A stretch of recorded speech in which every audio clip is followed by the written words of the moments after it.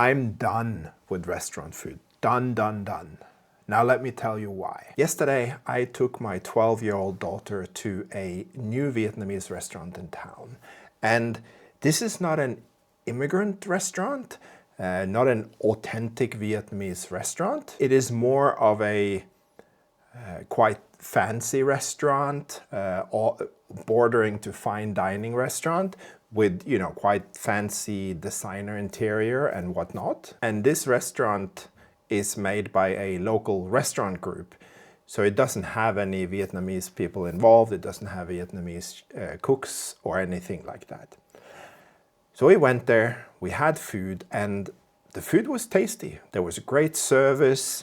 Of course, the prices aren't cheap in this restaurant. Just after we've eaten the food, my daughter said, "Oh, I want to go home and sleep now."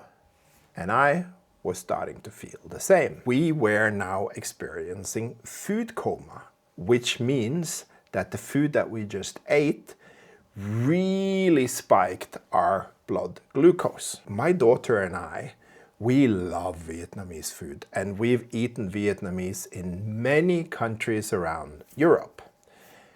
And this is the first time where my daughter specifically, but also me, have felt or had food coma after eating Vietnamese food. So the only explanation I have is that these guys use a lot of sugar in their cooking, and a lot of high processed oils, or simply just low quality ingredients. I am trying to lose weight, and I'm trying so hard to change my life, change my health, and improve my life so that I can live longer and that I can stick around to see my own children have their children of their own. So yesterday, nice as it was, and we had a great time together with my daughter, made it abundantly clear that I need to avoid restaurant food. I really have to take it off my menu, because the only way that I can really control what goes into this body is if I make the food home, or if it's home cooked food. So from today, I'm adding no restaurant food to my already long and extensive list over 1% improvements that I'm implementing in my life in 2026. So that means that now, with this added, there's actually 56 points of things that I'm implementing into my life this year. Ironically, I run two businesses that are very interlinked to food and restaurants. And on top of that, I travel a lot. So it's actually gonna be impossible to remove restaurant food completely from my life. It's just not possible. However, as a rule, I must now eat at home if I have that option. And when that is not an option, so when I'm traveling, when I'm away from home somehow, I really need to strive and focus on getting pure food, proper food. So that basically means salads and proteins without marinades or dressings or sauces, basically. Fixing your health is super hard. It takes a lot of time and it takes a lot of dedication. I spent 20 years getting fat and ruining this body. And now, well, I guess I'm paying that price. Now I have to do the hard things to fix my life, to improve my health, so that I can live a long life, and not only a long life, but a good quality long life, because I really want to see my kids grow up and have kids of their own.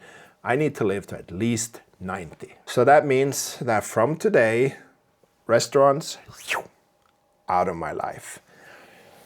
But, the thing is, okay, I travel a lot, so therefore this is going to be, it's an impossible task, but it's really a stretch goal, and it's a choice. You do what you can.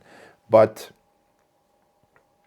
the thing is that this is probably going to be the hardest point on my 1% improvements for 2026. And I know, boo-hoo me, I can't eat in restaurant. Oh, what a poor guy. And yeah, I'm blessed in the sense that I've eaten in one of the best restaurants in the world, and I get a lot of food for free, and everything is amazing, tasty food, blah, blah, blah, blah, blah, all of that. However, the thing with me and food is that I have so many associations in my life that are positive when it comes to food.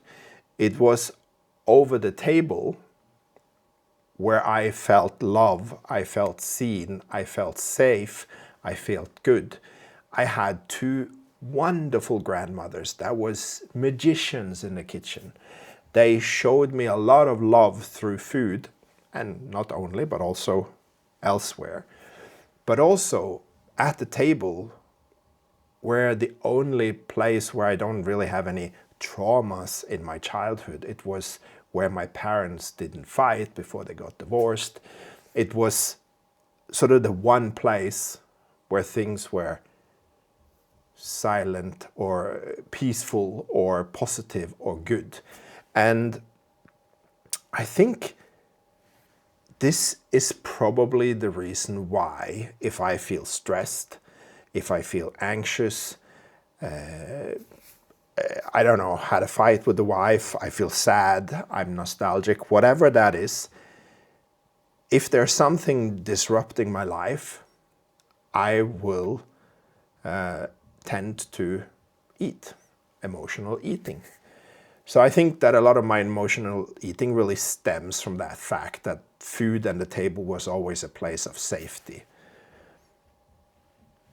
But it has to change. I have to improve. I have to cut this food out, and it has to go, and it's going to be so hard. But over to you. What is one thing in your life that you need to get rid of that will better your life remarkably? That is all I had for this video. There will be a new one tomorrow. Ciao.